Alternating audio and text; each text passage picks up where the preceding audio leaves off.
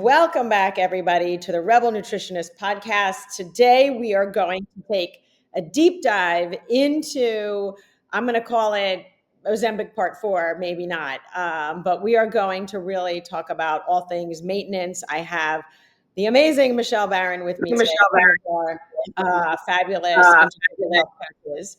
And so, welcome, Michele. Thank you. I'm happy to be here with you. So awesome. So today, I always love doing the podcast with the coaches because it's a great conversation. It's very introspective, and I think the everybody listening, the audience, gets a great conversation between the two of us. But more importantly, the information that we have to share, I think, is so useful and informative for them. So let's dive in. We always have these side conversations, whether it's in our meetings or in our huddles and all kinds of things. And it comes back to, the general topic of the day. And I think the topic of the day lately has been the rage of the GLP-1 medications, whether it's Ozempic, Mounjaro, all of the other semaglutides that are now on the market. And now that we're seeing people who have been on them for quite a while, we're seeing people segue on and off of them, people who are choosing to stay on, and what that looks like, and the side effects that it potentially has for people down the road. But more importantly, also, how do we really support people who are on these medications, right? No judgment or anything like that. And how can we help them integrate lifestyle changes in a way that maybe they haven't been able to do before if they've done other kinds of fad diets and programs or whatever is out there. So what are your thoughts on that first, Michele, in terms of, what we're seeing, and then we'll dive into what maintenance looks like for people?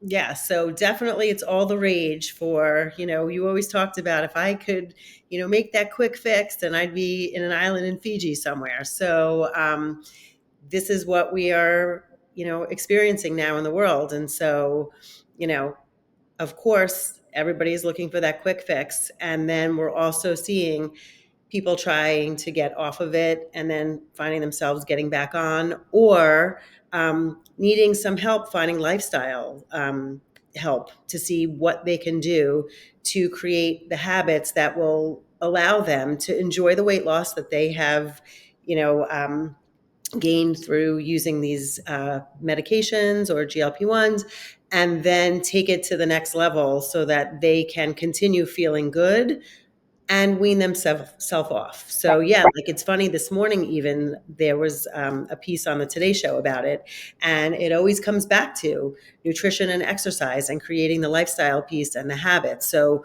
whatever you're doing, that's okay. Like you said, of course, no judgment, but finding a way to then take it to the next level so that it can be long-standing and this can be a lifestyle. 100%.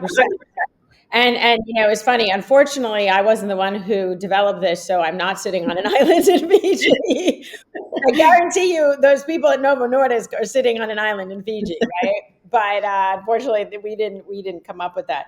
But I always say, as the pendulum swings one way, it is sure to swing back another way. And I'm not being, the Debbie Downer or the naysayer in any of this by any means. I do think that these medications have been groundbreaking for many people in many ways. I think the caveat to that is, how do you maintain this without being on the medications? And as much as these companies would like to keep you on these medications forever, and that is their intention, we still don't know the side effects. We were talking about this yesterday in our meeting, that we really don't know. Yes, these medications have been out for many, many years and have been available for diabetics, but we have not tested it on, let's call it, normal metabolic or slightly dysregulated metabolic dysfunction.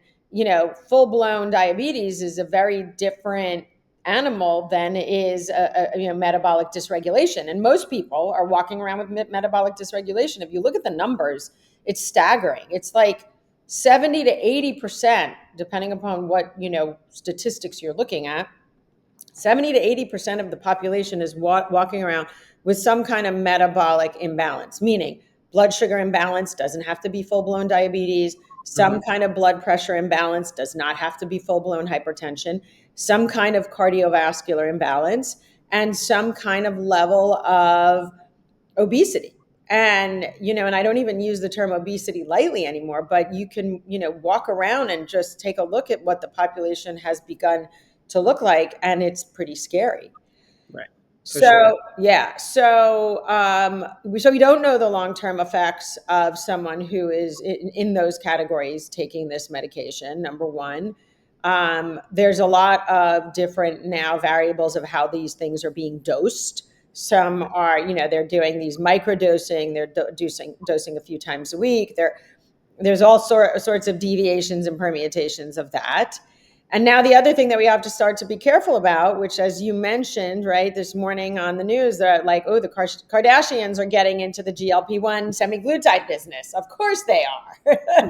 Right. It's open for everyone. It's open for everyone. And so, but it's not regulated. So how do you know? I mean, I've already heard about some clinics that have been diluting the GLP-1s with these semaglutides with things like vitamin B12, right? And they're charging a lot of money. So the bigger question now becomes, who can you trust? How do you know what's in your medication?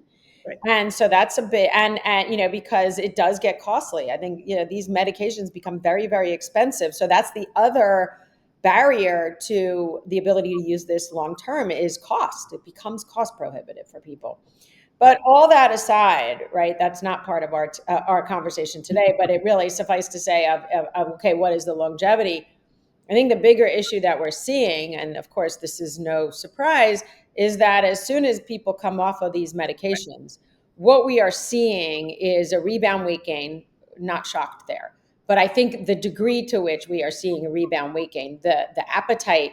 Don't forget these GLP-1s work on the satiety center in the brain, the hypothalamus. So it works on telling your body you're not hungry, you're feeling full. The other mechanism of action is to slow gastric emptying, meaning it delays how quickly the food is coming through your stomach so you feel fuller longer. Now, all of a sudden, we take that away and people are left back to their own physiologic response to food, and like the floodgates open. Yeah, it's like it's coming back fast and the furious, right? So people will say they're gaining more weight than ever before once they come off of it. And it's like everything's sort of out of balance at that point. 100%. Well, and I think part of that, and I don't, the issue is you hear about it all over the place. Everybody's like, you got to do weight resistance exercise. You got to add weights. And we'll talk about this in a second about the lifestyle piece. But it's not just exercise. I think people are getting confused with, I need to exercise while I am on these. It is very specifically, we need to be doing, especially women, need to be doing resistance weight training exercises, which means you need to be pushing at least your body weight or getting a pair of weights, that is not 3 pounds or 5 pounds. You're talking about weights that you could do 15 repetitions on and that's it, right? Like to failure kind of thing, 10 to 15 repetitions so that your body is increasing the muscle mass. Why is this so crucial? Because muscle is the engine. Muscle is the locomotive of your system. I've said this before. I will continue to say it. It is the only thing that is metabolically active in your body. It is the only tissue that is metabolically active enough to burn calories. So now what happens is, let's just say for argument's sake, and this is not accurate, I'm not pulling accurate data because with everybody it's different, but I'm giving you the analogy. Let's say 1 pound of muscle burns 500 calories, okay? Now, if you're losing that 1 pound of muscle because you are not doing resistance work and you're on these GLP-1s, and now you're always going to lose fat and muscle together unless you are going to do some resistance, right? So if you now have lost a pound of muscle, you've lost your body's ability to burn that extra 500 calories. Right. And I want to be very clear on this because now and it's not exactly the way I'm explaining it, but I want you to think about for every pound you lose, how much metabolic activity are you also losing? So that when you gain back the weight, now your metabolism, instead of being able to burn 1,500 calories a day without doing anything, you're only able to burn 1,000. Right. That's a huge Body's difference. working so much harder to lose anything. Exactly, exactly. And then you compound this time after time. And, and we know that after the age of 20, it is harder to gain muscle. With every decade of life, we lose about 2.5% of our muscle mass, just naturally. Now you go on these medications and now it's, even greater. So the compromise metabolically is huge. Yep. And I think when people go into it, they just see like weight loss. And so none of these factors really play a role. Right. Right. It's I just want to lose the weight. Right. What do we hear? I just want to lose the weight. I don't really care. Yeah, I'll do anything. Right. And then they come back and go, oh gee, maybe I shouldn't have done that. It's the which, shoulda, woulda, coulda. But it is something that I think people really, really need to think about. It's like weighing that, the check and balance. It's the plus and the minus. Is what are the pros and the cons of doing this? And if I am going to do it because I don't really care, kind of thing, I need to commit to doing some kind of resistance work, Right. which is, I love Pilates, I love yoga, and I love, the cardio stuff, but it is none of those. None of those things are enough consistently to preserve your muscle. You have got to be, it could be a TRX, it could be your own body weight. You could be doing push ups and sit ups and tricep dips and those kinds of things. It is your own body weight, but you have to be doing something. And I think far too many people are opting to do none of that. Right. Well, it's like, let's let it do its work and I'll sit back. And so that's why, I think the food piece is so important also because everything is left by the wayside. Like, oh, I don't have an appetite. But when you do eat, you have to make more bang for your buck. So just making sure that the foods that you do choose are highly nutritious. So it's everything. Right. So what are you telling? I know we have, we're seeing more and more now of these clients who want to do maintenance, right? They're coming off, they're starting to recognize they're gaining some weight back. They don't want to put it all back on.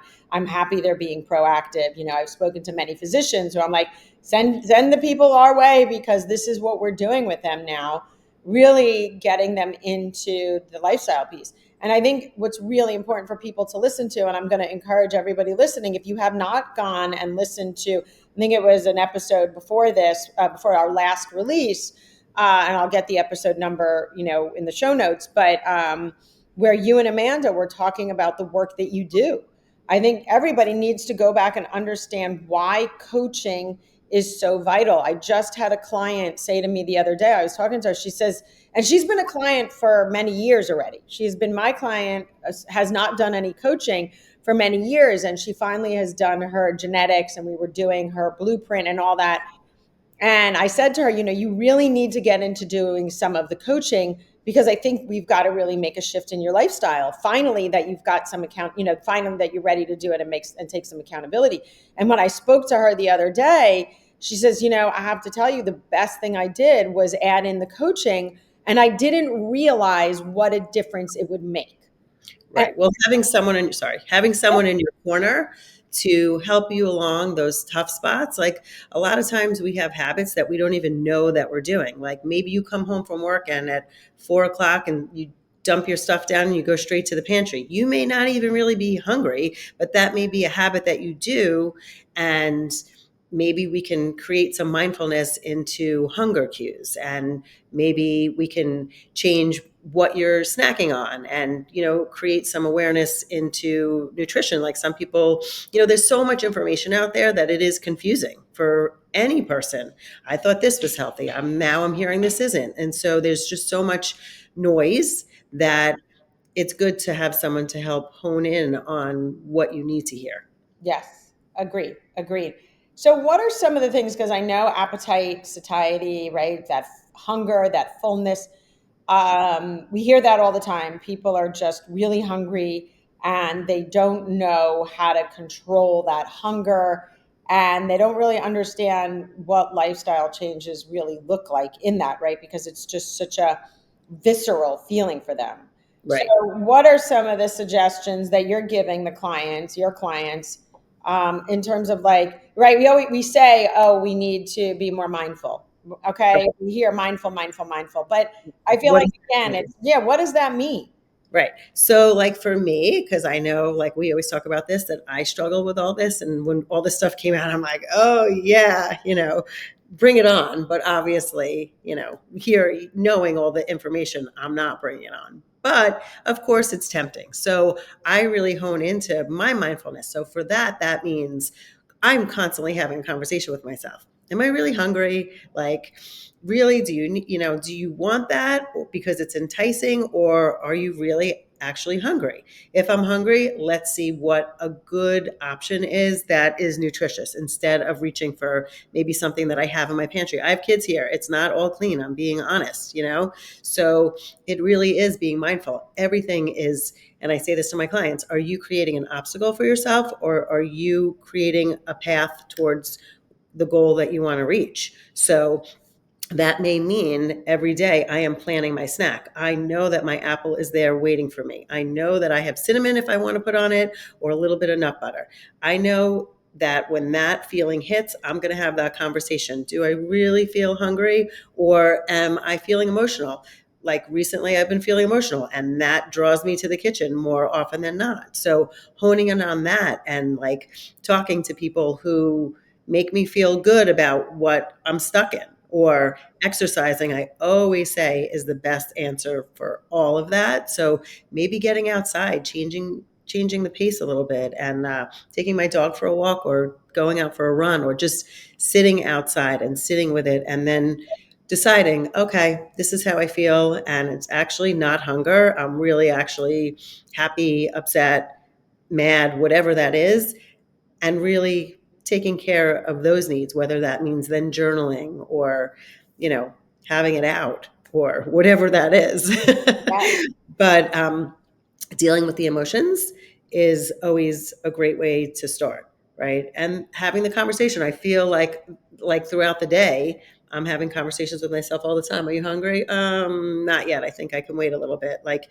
and then pre-planning your meals really, really helps with getting all the extras out. So, like, if I know that I'm going to have a dinner that is, rich in vegetables, rich in fruit, rich in vitamins and lean protein, then I know, like, okay, I don't need all that extra stuff, because I am satisfying myself. Right.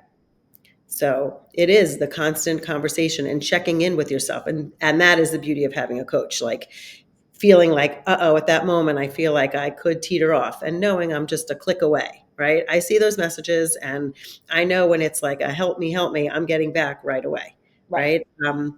And the journaling too, that helps to see, like, okay, these are my habits. Okay, maybe you don't realize that when you come home, or at whatever time of day, like, you sit down on the couch and you're finally ready to eat something, but you're sitting with a bag of chips, and that's your level of comfort. Right. Maybe a cup of tea would make you feel, a little bit more soothed inside. Maybe a conversation with a spouse or a Right. friend will help Right. fill that need too. Right. Absolutely. And I think a lot of the times, like you said, we come in and just go directly to the pantry or the fridge. It's just rote. It's just our habit. And changing that habit is really the key. And I think the key to habit change is to have accountability. I mean, look, I do the same thing. It's so funny. I'm doing this cleanse now, and in the afternoon, like sometimes typically I would go for like a cracker and some hummus or something like that. I like the crunch. Yep. And typically I am hungry, right? If I come home like I'm hungry, or I walk in and I'm hungry, I want that. And now I'm not having that. Like, okay, what can I have that's crunchy? All right, well, I'm having my cucumber, I'm having an apple. But I'm having the conversation of, well, is it hunger? And if it's hunger, okay, what is my better choice? And if it's not hunger, like you say, and I think for a lot of people, 9 times out of 10, it's not hunger, it's emotion. So many people, right? We were just talking to a woman earlier. She comes home from a long day at work, And what's the first thing she wants to do? Grab a glass of wine. Right. Right. And that's not atypical. And so what are some suggestions? Like you said, what are the things that we can, and everybody's different. I Right. think the one question we get, people ask us all the time, oh, how bad am I? Right. Am I bad? Like, Right. it's all relative. It doesn't matter what your habits are, where you are in your journey. It's only relative to you. Mm-hmm. And Right. sometimes just resetting. I have a client who was having a glass or two of wine almost every day, and she did a cleanse and it reset her. And she was Yeah. like, wow, I didn't realize like what I was doing. And, like like we're saying, it becomes like a habit. Habits can be great and habits can be, obstacles. And Yeah. so, that aha moment, it always starts with awareness. Right. Awareness is key, is totally key. So if we're looking at, okay, so appetite is one, looking at emotions is another. I Uh, would say also, sorry, I would also yeah, say like I had a client who kept a stash of snacks in their drawer at work. And so it was like, okay, let's take a look at our surroundings. Maybe we can take that out and then think of like whatever it is that you love. And for this person, it was like a special candy bar. Okay, maybe I'm not going to take that away from you completely, but maybe instead of having it every day, you can say like on Thursday, I'm going to have that. So it's like something to look forward to, but it's not all of those extras 6 days a week. So really like taking a look and evaluating, your surroundings, what you've placed in the way that, could really compromise your goals. right. Right. And I think, one of the other things that these GLP-1s do for people is because there's a lot of people who have noise in their head because of past trauma around weight. How often do we see that, right? The stigma attached to, and we see it with the women, we see it with the men, it doesn't matter, right? The stigma attached to, oh, I was a chubby kid, or my parents, wanted me to lose weight, or I was made fun of very young because of my weight. And they're still hanging on, that's still a conversation in their head, right? That they feel made to feel bad because of their weight. And they almost throw up their hands like, oh, I can't do anything about it anyway. I just keep gaining the weight back. I've been on and off every diet. So I feel like these medications can give people a little bit of a head start in terms of really understanding, if nothing else, it takes away that pressure around food for a Mhm. little while. But if you're going to take that pressure away from food, then how do you reframe that so when you come off of it, your mindset around food is very different? Right. And this may be the first time for some people that they have success losing weight. Like Yes. I was in one of the gyms that I go to a few weeks ago and I saw someone, I was like, you look amazing. What are you doing? And she like mentioned, like she motions with the shot, like I'm doing what everybody else is doing. And I said, oh, okay, that's good. Whatever she said, but I still come here and I'm still doing this. And that's why she's successful because she has a goal date in mind when she's planning on stopping, Right. but which may have already passed, but she is also doing all the things to help her continue this Yeah. without when she's finished. And there's a way to do it. There's a way to enjoy success like that.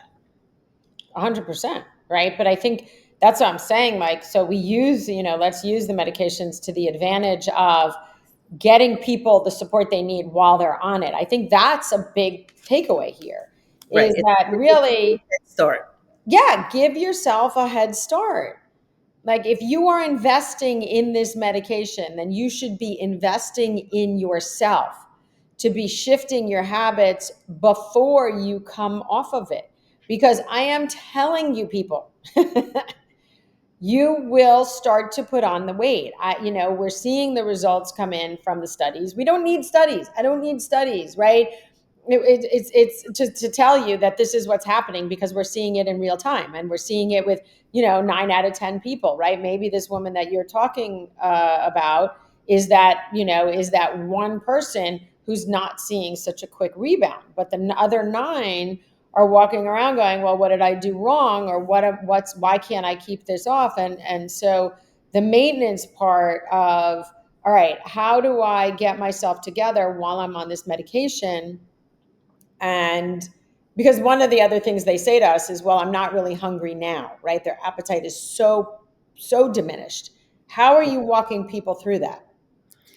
Well, I mean, I still want them to be making sure that they're nourishing themselves, even if it's like small meals, and so that they know how to prepare meals that are nutritious. Because once they come off that feeling of hunger comes on fast and strong. And so teaching them how to create healthy meal options, even if they're only having small portions for now, is so important so that they can carry that over for when they're moving on to life without it.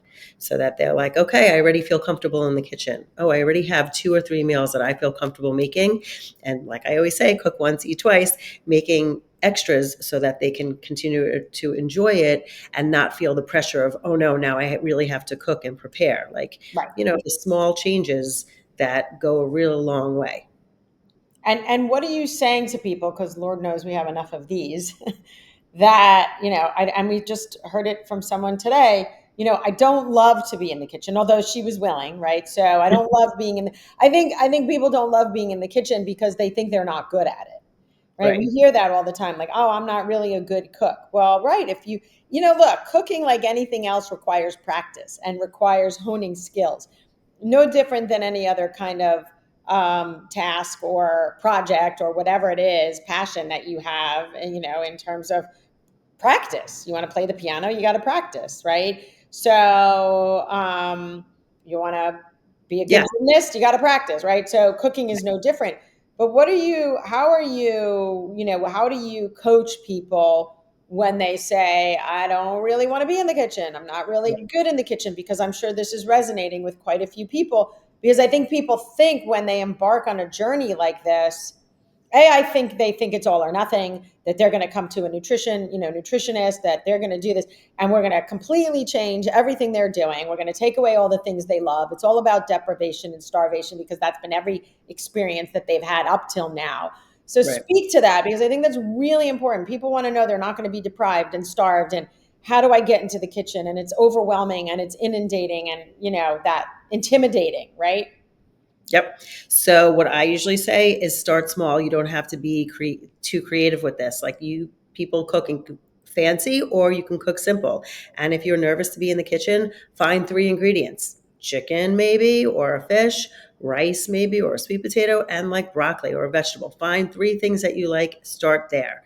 You can have a great meal that just has 3 ingredients, right?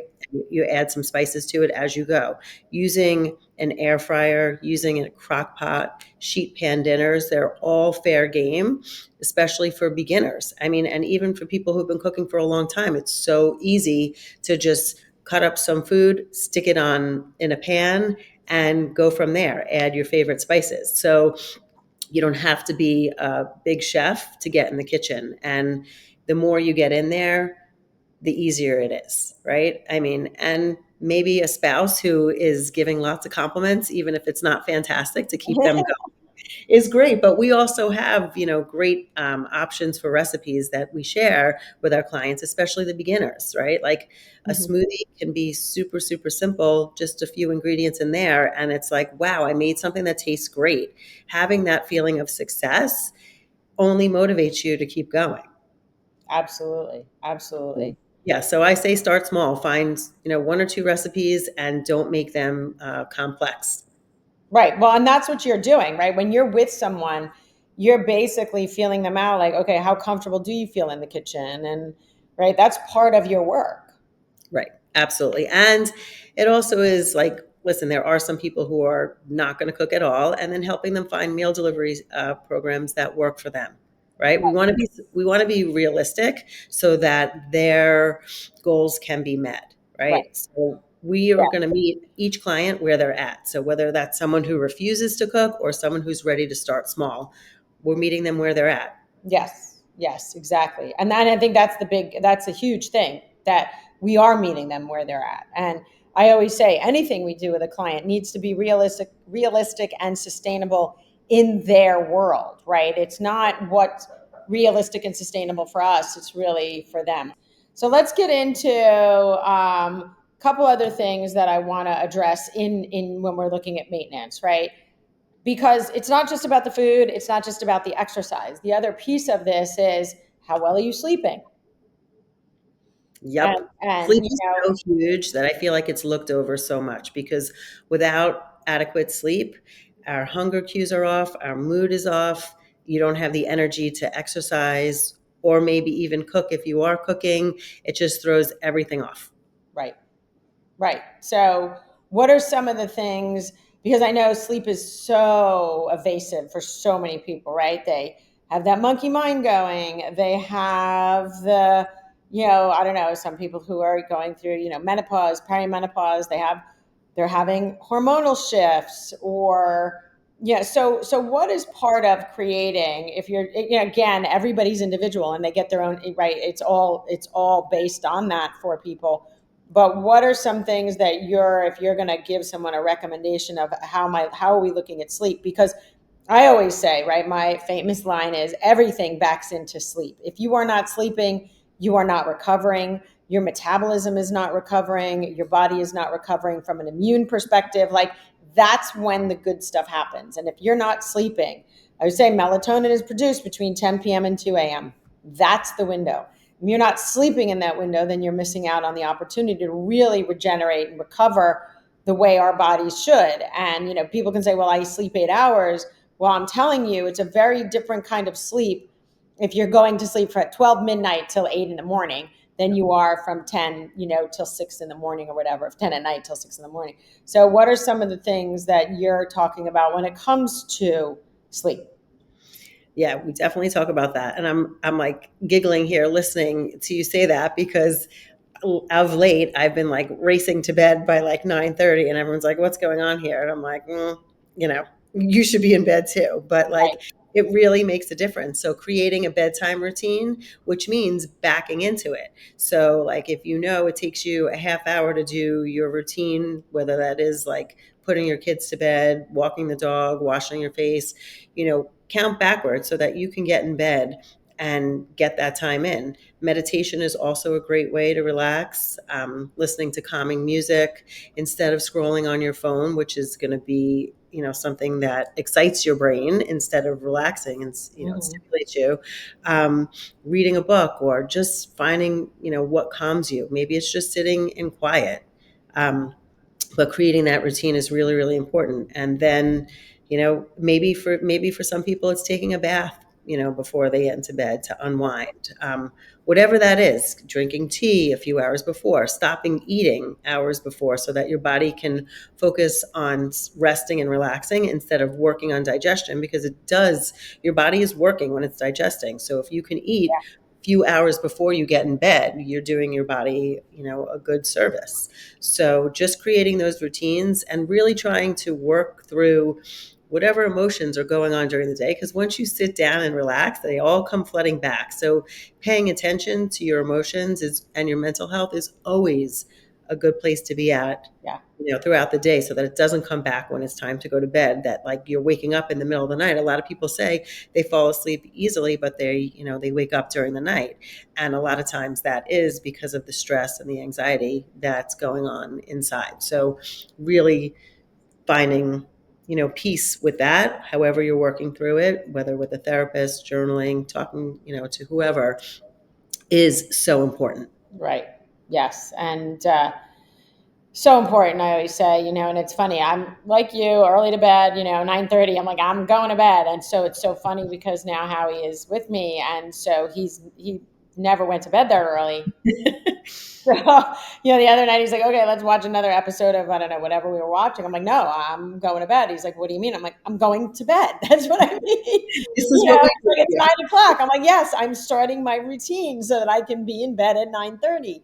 And, and I get up early, right? Like you, 5:30, 5:45, I'm out of bed. I think, getting, people say I'm not a morning person. Well, you're not a morning person because you're not sleeping the way you should be Right. sleeping, right? But really your body's circadian rhythm is that if you look at the circadian rhythm, we should be up in the morning early and we should be going to bed as the sun starts to set. That's just how our bodies are made to work in nature, right?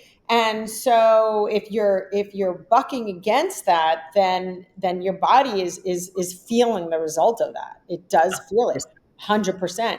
And so people say, well, I don't feel it. I'm like, well, do it long enough. So I said to Howie's like, well, wait a minute, I can't get up that early. I said, well, there's a reason then that I go to bed that early. And so we've been having this conversation. And I told him yesterday, I like, look, I can't get up late. I can't go to bed late. Like, I need to start my day. I have things, I want to meditate. I want to journal. I want to do this.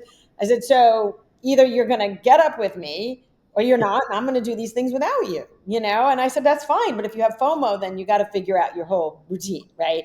So Right. he is trying to do that. Like, he got up with me early this morning and we got out early and walked. And I said, don't you feel good? And I think he was still thinking about it because he's still tired. And Right, then, but once he adjusts to it, I guarantee he yeah, will be like, "Wow, my day is like I'm really using those it's, hours." And yeah, by the it'll time to be, go to bed, he will get that pull. Like I know for me, like as it gets late, if I'm still up, I'm like feeling it like, "Oh my God, I don't think I'm going to get to bed when I want to." Like this is starting to stress me out. But yeah, like once you start doing it, it's like your body adjusts. Like this is when I wake up, and a lot of times I don't even have to set my alarm in the right. morning.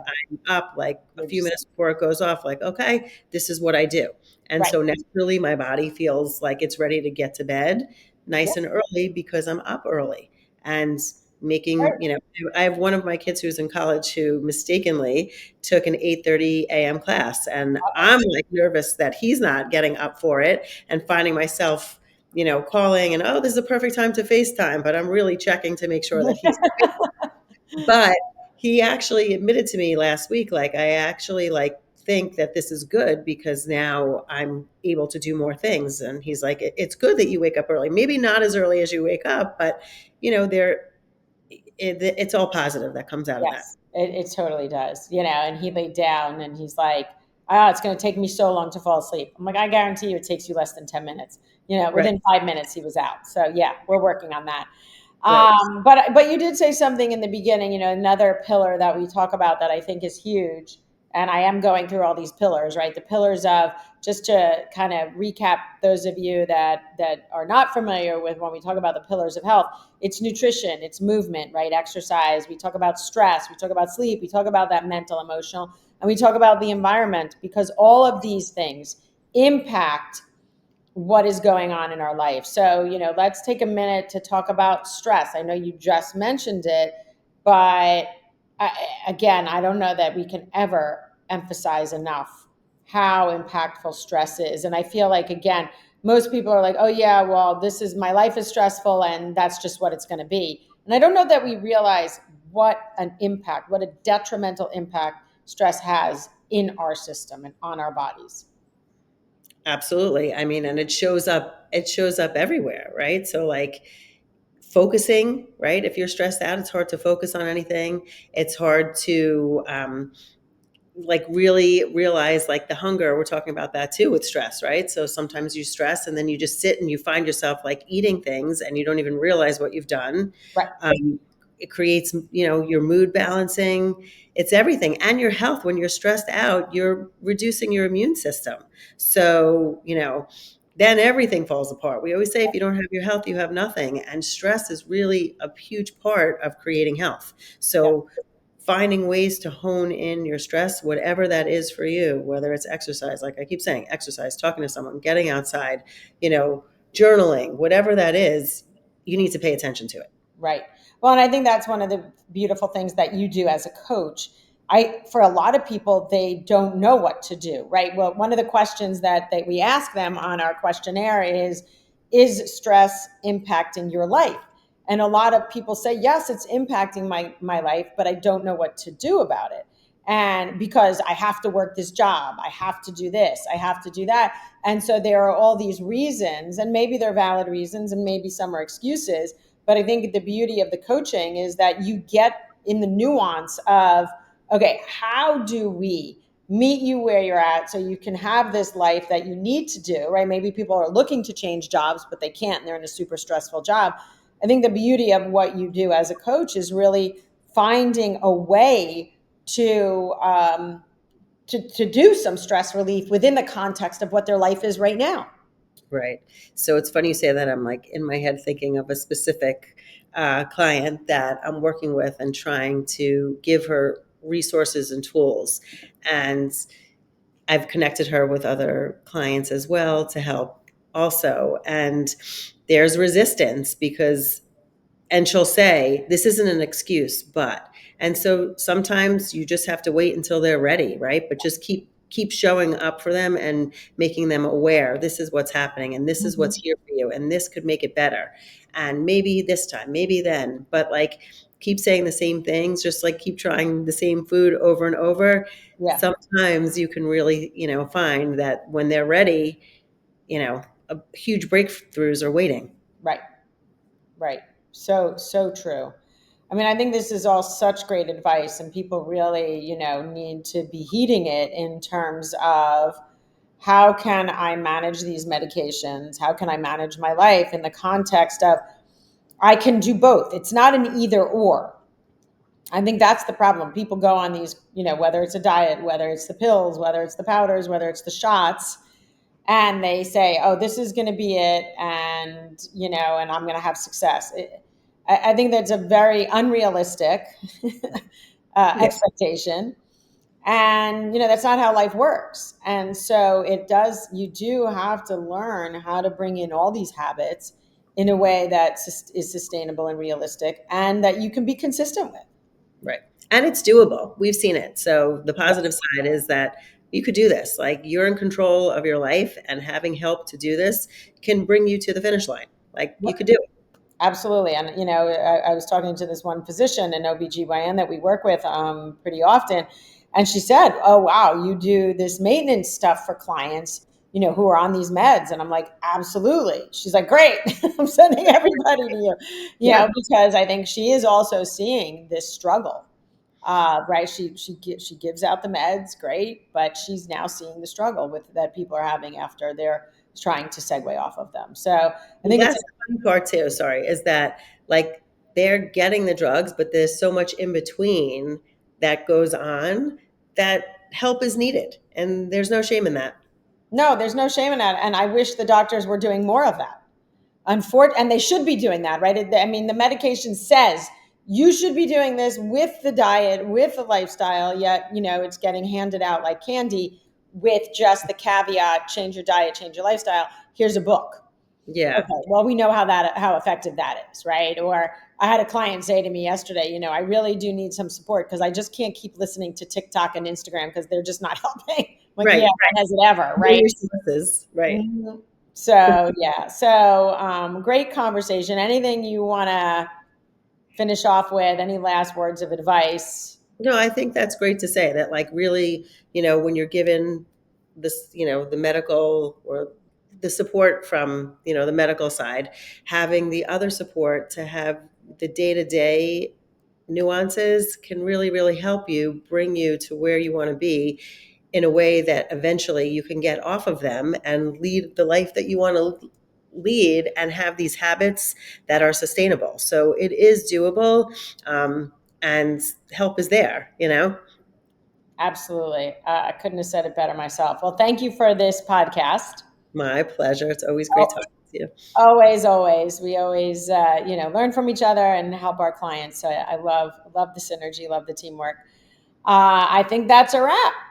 So share this, like it, subscribe, share it with someone who could benefit from this information. Leave comments as always. We love to hear your feedback. And this is your Rebel Nutritionist signing off. Make it a great day, everybody.